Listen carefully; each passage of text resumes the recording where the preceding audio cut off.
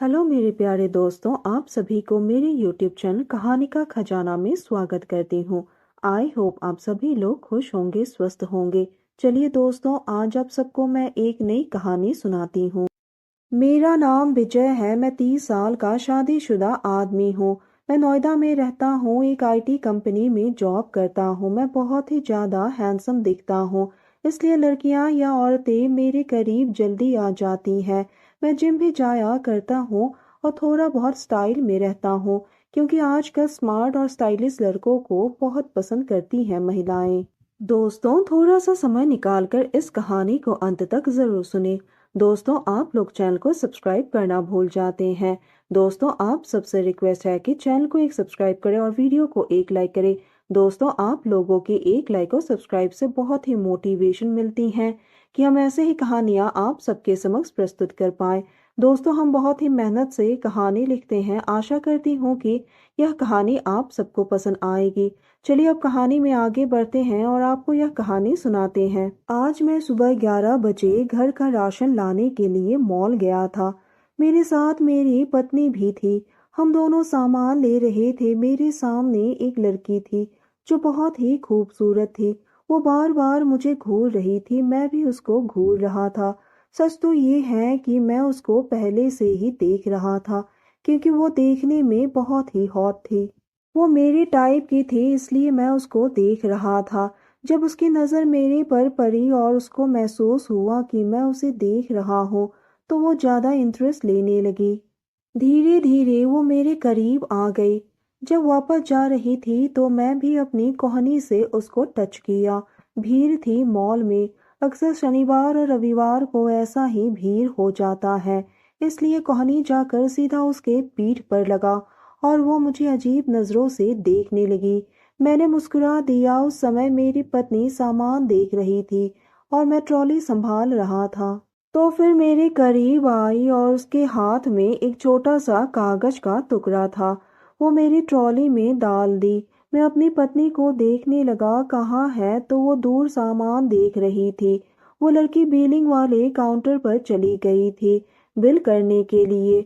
मैं उस कागज के टुकड़े को देखा तो उसमें अपना फोन नंबर दिया था। मैं भी बिलिंग करा कर घर पहुंचा और मैं सिगरेट पीने के बहाने घर से बाहर गया और मैं उस नंबर पर डायल किया। मैंने कहा, आपने मुझे अपना नंबर दिया था? तो वो बोली, इसलिए दिया था कि आप मुझे घूर रहे थे। घूरने का बहुत शौक है और मैं इतनी हॉट हूँ कि मेरे ऊपर से आपकी नज़र हट ही नहीं रही थी, तो नंबर दे दिया कि सामने से देख लो। मैंने कहा, आप कहाँ से बोल रही हो? उसने जो अपने सोसाइटी का नाम बताए, वो मेरी सोसाइटी के करीब 200 मीटर की दूरी पर था। मैंने कहा, आपसे कब मिल सकता हूँ? तो वो बोली, बस आज कल में ही मैं बेंगलोर चली जाऊंगी। मैंने कहा, ठीक है, मैं 1 घंटे में आपके फ्लैट पर आ रहा हूँ। मैं घर आया और पत्नी से झूठ बोल दिया कि मुझे जल्दी से एक मीटिंग में जाना है। बॉस का फोन आया कि जाकर मिलने के लिए। वो बोली, ठीक है, तो मैं तुरंत तैयार होकर उसके फ्लैट पर चला गया। जैसे ही घंटी बजाया वो दरवाज़ा खोली। वो लॉन्ग टी शर्ट पहनी थी। वो बहुत ही कमाल की दिख रही थी। फ्लैट पर वो अकेली ही थी।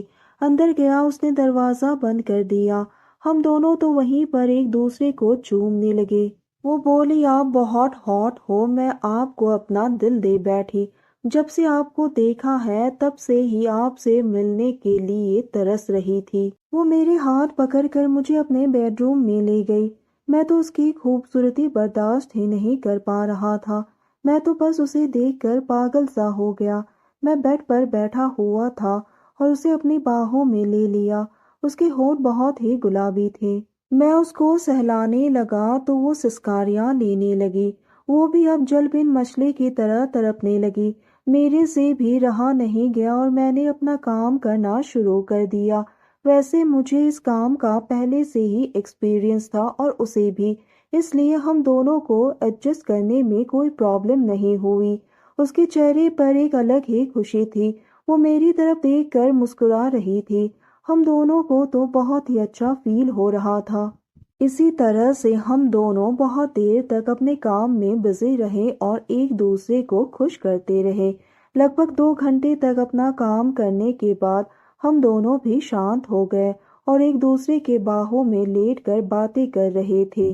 तभी मेरी बीवी का फोन आ गया। मैंने कहा आधे घंटे में आ रहा हूँ। वो बोली किसका फोन है? सौतन का। हम दोनों हंसने लगे। वो बोली हर महीने मैं 3 दिन के लिए यहाँ आती हूँ, तब तुम आ जाना मुझसे मिलने। ज्यादातर मैं बेंगलोर में ही रहती हूँ, बस ऑफिस के काम से कभी कभार यहाँ पर आ जाती हूँ। मैंने उसका नंबर सेव कर लिया बॉस के नाम पर। तो दोस्तों, यह कहानी सुनने के बाद आप सबकी क्या राय है हमें कमेंट करके ज़रूर बताइए और साथ ही इस वीडियो को एक लाइक करें, चैनल को एक सब्सक्राइब करें और नोटिफिकेशन बेल को भी ज़रूर दबाएं ताकि अगली अपडेट सबसे पहले आपको मिले। दोस्तों, आपकी एक लाइक और सब्सक्राइब से बहुत ही मोटिवेशन मिलती है कि हम ऐसे ही कहानियाँ आप सबके समक्ष प्रस्तुत कर पाएँ। आप सबने अपना कीमती समय निकालकर इस वीडियो को सुना, इसके लिए आप सभी को धन्यवाद करती हूँ। धन्यवाद दोस्तों।